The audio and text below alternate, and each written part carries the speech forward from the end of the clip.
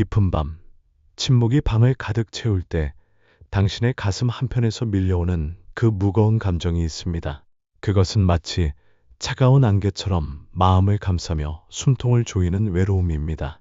텅 빈 집안에서 홀로 앉아 있을 때, 분주한 거리를 걸으면서도 세상에 혼자 남겨진 것 같은 기분이 들 때, 우리는 모두 외로움이라는 깊은 골짜기를 지나게 됩니다.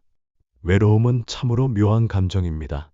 수많은 사람들 속에서도 느낄 수 있고, 가장 사랑하는 가족들과 함께 있을 때도 찾아옵니다. 그것은 단순히 혼자 있는 상태를 말하는 것이 아니라 마음 깊숙한 곳에서 울려 퍼지는 공허함의 소리입니다. 마치 메마른 땅이 빗물을 간절히 기다리듯 우리의 영혼이 진정한 위로와 체험을 갈망하는 신호인 것입니다. 성경을 펼쳐보면 외로움을 경험한 사람들의 이야기가 곳곳에 기록되어 있습니다. 그 중에서도 다윗만큼 깊은 외로움을 맛본 사람은 드물 것입니다. 시편 25편 16절에서 다윗은 이렇게 고백합니다. 주여, 나는 외롭고 괴로우니 내게 돌이키사 나에게 은혜를 베푸소서. 이 짧은 구절 안에는 한 인간의 절절한 마음이 고스란히 담겨 있습니다.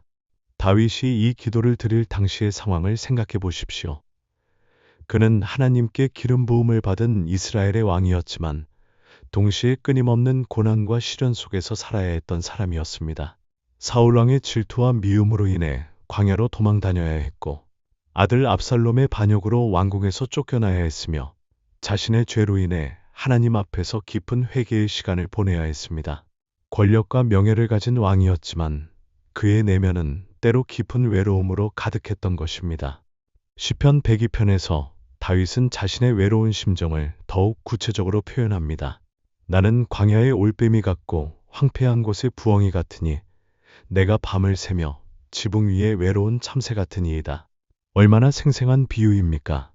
밤이 되면 우는 올빼미, 폐허가 된 곳에서 홀로 지내는 부엉이, 지붕 위에서 무리를 잃고 혼자 남은 참새. 이러한 이미지들은 다윗이 느꼈던 외로움의 깊이와 절망감을 우리에게 생생하게 전달해 줍니다. 그런데 여기서 우리가 주목해야 할 점이 있습니다. 다윗은 외로움을 느낄 때 그 감정에 매몰되거나 절망하지 않았다는 것입니다. 오히려 그는 그 외로움을 하나님께로 향하는 다리로 사용했습니다. 시편 61편 2절에서 그는 이렇게 기도합니다. 하나님이여, 나의 부르짖음을 들으시며 나의 기도에 주의하소서. 내 마음이 약해질 때에 땅 끝에서부터 주께 부르짖으오리니 나를 나보다 높은 반석으로 인도하소서. 이것이 바로 외로움을 대하는 성경적인 자세입니다. 외로움을 피하려고 하거나 억지로 잊으려고 하지 않고 그 외로움을 통해 하나님을 더욱 간절히 찾고 구하는 것입니다. 외로움은 우리로 하여금 진정으로 의지할 분이 누구인지를 깨닫게 해주는 하나님의 은혜로운 도구가 될 수 있습니다. 인생을 살아가면서 우리는 참으로 많은 것들을 의지하며 살아갑니다. 젊을 때는 건강한 몸을 의지하고, 중년에는 경제적 안정을 의지하며, 나이가 들면 자녀들을 의지하려고 합니다. 또한 친구들과의 우정, 직장에서의 인정, 사회적 지위 등을 통해 안정감을 얻으려고 합니다. 그런데 이 모든 것들이 영원하지 않다는 것을 우리는 경험을 통해 알게 됩니다. 건강은 어느 순간 무너질 수 있고, 경제적 안정은 하루아침에 사라질 수 있으며, 자녀들도 각자의 삶을 살아가야 하는 독립된 존재입니다. 친구들과는 생각의 차이로 멀어질 수 있고, 직장에서의 인정도 시간이 지나면 잊혀지기 마련입니다. 그래서 외로움은 우리에게 이런 메시지를 전달하는 것입니다. 너는 지금까지 잘못된 곳에서 위로와 안전을 찾고 있었다.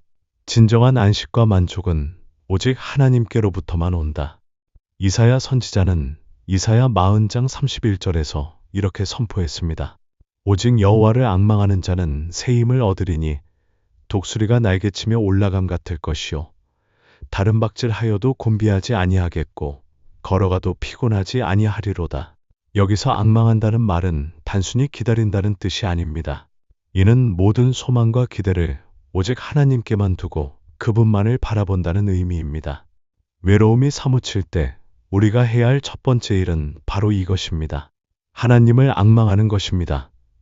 사람들의 위로나 세상의 즐거움으로 그 공허함을 채우려고 하지 말고 오직 하나님만을 바라보는 것입니다. 그럴 때 우리는 독수리가 높은 하늘로 날아오르듯 외로움의 골짜기에서 벗어나 영적인 고원지대로 올라갈 수 있습니다. 그런데 많은 분들이 이런 질문을 하실 것입니다. 목사님, 하나님을 믿고 의지한다고 해도 여전히 외로움이 느껴지는데 어떻게 해야 합니까? 이것은 참으로 솔직하고 현실적인 질문입니다. 신앙이 있다고 해서 외로움이라는 감정 자체가 사라지는 것은 아닙니다. 오히려 신앙이 깊어질수록 세상과는 다른 가치관과 삶의 방식 때문에 더욱 외로움을 느낄 수도 있습니다. 예수님도 이 땅에 계실 때 깊은 외로움을 경험하셨습니다. 요한복음 1장 11절은 이렇게 기록하고 있습니다. 자기 땅에 오매 자기 백성이 영접하지 아니하였으나 사랑으로 오신 구세주를 자기 백성들이 영접하지 않았던 것입니다. 겟세마네 동산에서 기도하실 때도 제자들은 모두 잠들어 있었고 십자가에서 돌아가실 때는 나의 하나님, 나의 하나님, 어찌하여 나를 버리셨나이까 라고 부르짖으셨습니다. 그렇다면 외로움을 느끼는 것이 잘못된 것일까요? 결코 그렇지 않습니다. 외로움은 우리가 하나님의 형상을 따라 지음받은 관계적 존재라는 증거입니다. 창세기 2장 18절에서 하나님께서는 사람이 혼자 있는 것이 좋지 아니하니라고 말씀하셨습니다. 이것은 우리가 본질적으로 교제와 사귐을 필요로 하는 존재라는 뜻입니다. 문제는 외로움 자체가 아니라 그 외로움을 어떻게 해결하려고 하느냐에 있습니다. 많은 사람들이 외로움을 느낄 때 잘못된 방법으로 그것을 해결하려고 합니다. 술이나 오락에 빠져들거나 의미 없는 만남들로 시간을 때우거나 인터넷이나 텔레비전에 중독되듯 매달리기도 합니다. 하지만 이런 방법들은 일시적으로 외로움을 잊게 해줄 뿐 근본적인 해결책이 되지 못합니다. 진정한 해결책은 외로움을 통해 하나님과의 관계를 더욱 깊게 만드는 것입니다. 시편 34편 18절에서는 이렇게 약속하고 있습니다. 여호와는 마음이 상한 자에게 가까이 하시고 중심으로 통회하는 자를 구원하시는도다. 외로움으로 상한 마음을 가지고 하나님께 나아갈 때 하나님께서는 우리에게 가까이 오셔서 위로해 주신다는 것입니다. 그렇다면 구체적으로 어떻게 외로움 속에서 하나님을 경험할 수 있을까요? 첫째, 기도를 통해 하나님과 대화하십시오. 외로움을 느낄 때야말로 기도하기에 가장 좋은 시간입니다. 다른 모든 소음과 방해가 사라지고 오직 하나님과 나만 남게 되기 때문입니다. 다윗처럼 솔직하게 자신의 마음을 하나님께 쏟아놓으십시오. 하나님, 저는 지금 너무 외롭습니다. 아무도 저를 이해해 주지 않는 것 같고 세상에 혼자 남겨진 것 같습니다. 하지만 하나님께서 저와 함께 계신다는 것을 믿습니다. 기도할 때는 일방적으로 말하기만 하지 마시고 하나님의 음성을 듣기 위해 마음을 조용히 하는 시간도 가져보십시오. 하나님께서는 때로 우리의 마음에 평안을 주시고 때로는 성경 말씀을 통해 때로는 찬송과 가사를 통해 우리에게 말씀하십니다. 외로움 속에서 드리는 기도는 하나님과의 가장 깊고 진실한 만남이 될 수 있습니다. 둘째, 성경 말씀을 묵상하십시오.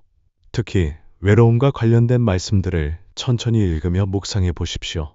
신명기 31장 6절의 말씀처럼 너희는 강하고 담대하라. 두려워하지 말라. 그들 앞에서 떨지 말라. 이는 내 하나님 여호와 그가 너와 함께 가시며 결코 너를 떠나지 아니하시며 버리지 아니하실 것임이라는 약속을 마음에 새겨 보십시오. 히브리서 13장 5절에서는 더욱 확실한 약속을 주고 있습니다. 내가 결코 너희를 떠나지 아니하며 결코 너희를 버리지 아니하리라. 여기서 결코라는 말이 2번이나 반복되는 것에 주목하십시오. 하나님께서는 어떤 상황에서도 우리를 떠나지 않으시고 버리지 않으신다는 확고한 약속을 주신 것입니다. 말씀을 읽을 때는 단순히 지식으로 받아들이지 마시고 하나님께서 바로 나에게 주시는 개인적인 메시지로 받아들이십시오. 하나님께서 나를 결코 떠나지 않으신다. 내가 아무리 외로워도 하나님께서는 항상 내 곁에 계신다. 내가 보지 못할 뿐이다. 이런 믿음으로 말씀을 받아들일 때 외로움은 점점 하나님의 임재의식으로 바뀌어 갈 것입니다. 셋째, 찬송을 부르십시오. 다윗이 시편을 통해 자신의 감정을 노래로 표현했듯이 우리도 찬송을 통해 하나님께 우리의 마음을 표현할 수 있습니다. 외로울 때는 특히 하나님의 사랑과 임재를 고백하는 찬송들이 큰 위로가 됩니다. 나 같은 죄인 살리신 놀라운 은혜주 함께 계시니 그 어떤 것도 같은 찬송들을 부르다 보면 마음의 평안이 찾아옵니다. 노래를 잘 못한다고 걱정하지 마십시오. 하나님께서는 우리의 노래 실력을 보시는 것이 아니라 진실한 마음을 보십니다. 외로운 마음을 담아 하나님께 부르는 찬송보다 더 아름다운 음악은 없을 것입니다. 넷째, 감사의 마음을 가지십시오. 외로울 때는 자칫 불평과 원망에 빠지기 쉽습니다. 왜 하나님께서는 나에게 이런 시간을 허락하시는가? 왜 다른 사람들은 다 행복해 보이는데 나만 이렇게 외로워야 하는가? 하지만 이런 생각들은 외로움을 더욱 깊게 만들 뿐입니다. 대신 감사할 것들을 찾아보십시오. 건강, 오늘 하루의 양식, 지난날의 은혜들, 앞으로의 소망 등 감사할 것들이 얼마나 많은지 깨닫게 될 것입니다. 바울 사도는 빌립보서 4장 6절에서 이렇게 권면했습니다. 아무것도 염려하지 말고 다만 모든 일에 기도와 간구로 너희 구할 것을 감사함으로 하나님께 아뢰라. 감사는 우리의 시선을 부족한 것에서 풍성한 것으로, 없는 것에서 있는 것으로 돌려줍니다. 외로움 속에서도 하나님의 은혜와 사랑을 발견하고 감사할 때 그 외로움은 하나님을 더욱 깊이 만나는 통로가 됩니다. 외로움을 극복하는 또 다른 방법은 다른 사람들과의 건전한 교제를 갖는 것입니다. 하지만 여기서 주의할 점이 있습니다. 단순히 외로움을 달래기 위해 아무나 만나는 것은 오히려 더 큰 상처를 가져올 수 있습니다. 히브리서 10장 25절에서는 이렇게 권면하고 있습니다. 모이기를 패하는 어떤 사람들의 습관과 같이 하지 말고 오직 권하여 그날이 가까움을 볼수록 더욱 그리하자. 진정한 교제는 함께 하나님을 예배하고 서로를 격려하며 신앙의 성장을 도와주는 것입니다. 교회 공동체는 외로운 영혼들이 하나님 안에서 하나가 되어 서로를 위로하고 격려하는 곳입니다. 나이가 들수록 새로운 사람들을 만나기가 어려워지지만 교회에서는 나이나 배경과 상관없이 하나님의 사랑 안에서 진실한 교제를 나눌 수 있습니다. 또한 외로움을 느낄 때는 자신보다 더 어려운 상황에 있는 사람들을 도와주는 것도 좋은 방법입니다. 우리가 받은 위로로 다른 사람들을 위로할 때 역설적으로 우리 자신이 더 큰 위로를 받게 됩니다. 고린도후서 1장 4절에서 바울은 이렇게 말합니다. 우리의 모든 환난 중에서 우리를 위로하사 우리로 하여금 하나님께 받는 위로로서 모든 환난 중에 있는 자들을 능히 위로하게 하시는 이시로다. 나이가 들면서 느끼는 외로움에는 특별한 의미가 있습니다. 젊을 때는 많은 일들로 분주해서 느끼지 못했던 인생의 깊은 의미들을 되돌아보게 하는 하나님의 은혜로운 배려일 수 있습니다. 자녀들이 독립하고 직장에서 은퇴하고 친구들과 멀어지는 것은 자연스러운 인생의 과정입니다. 하지만 이런 변화들을 통해 하나님께서는 우리로 하여금 진정으로 중요한 것이 무엇인지 깨닫게 하십니다. 전도서 3장에서 솔로몬은 범사에 기한이 있다고 말했습니다. 만날 때가 있고 헤어질 때가 있으며 심을 때가 있고 거둘 때가 있다는 것입니다. 인생의 후반기에 경험하는 외로움도 하나님께서 정하신 때가 있는 것일지 모릅니다. 그동안 외적인 활동과 관계들로 바빴던 우리에게 조용히 내면을 돌아보고 하나님과의 관계를 점검할 수 있는 시간을 주시는 것일 수 있습니다. 어떤 분들은 외로움을 느낄 때 과거의 잘못된 선택들이나 후회스러운 일들을 떠올리며 자책하기도 합니다. 내가 그때 다르게 행동했다면, 내가 좀 더 사람들에게 잘해줬다면 하는 생각들이 외로움을 더욱 깊게 만들기도 합니다. 하지만 과거는 이미 지나간 일이고 하나님께서는 우리의 과거보다 현재와 미래에 더 관심이 있으십니다. 로마서 8장 1절에서는 이렇게 선언합니다. 그러므로 이제 그리스도 예수 안에 있는 자에게는 결코 정죄함이 없나니 우리의 과거가 아무리 부끄럽고 후회스러워도 예수 그리스도의 십자가로 인해 모든 것이 용서받고 새롭게 되었다는 것입니다. 외로움 속에서 과거를 후회하기보다는 하나님께서 앞으로 우리에게 어떤 계획을 가지고 계신지에 눈을 돌리는 것이 더 유익합니다. 예레미야 29장 11절에서 하나님께서는 이렇게 약속하셨습니다. 여호와의 말씀이니라 너희를 향한 나의 생각을 내가 안하니 평안이요 재앙이 아니니라 너희에게 미래와 희망을 주는 것이니라. 하나님께서는 나이가 많든 적든 상관없이 우리 각자에게 특별한 계획과 목적을 가지고 계십니다. 외로움의 시간은 그 계획을 발견하고 준비하는 소중한 시간이 될 수 있습니다.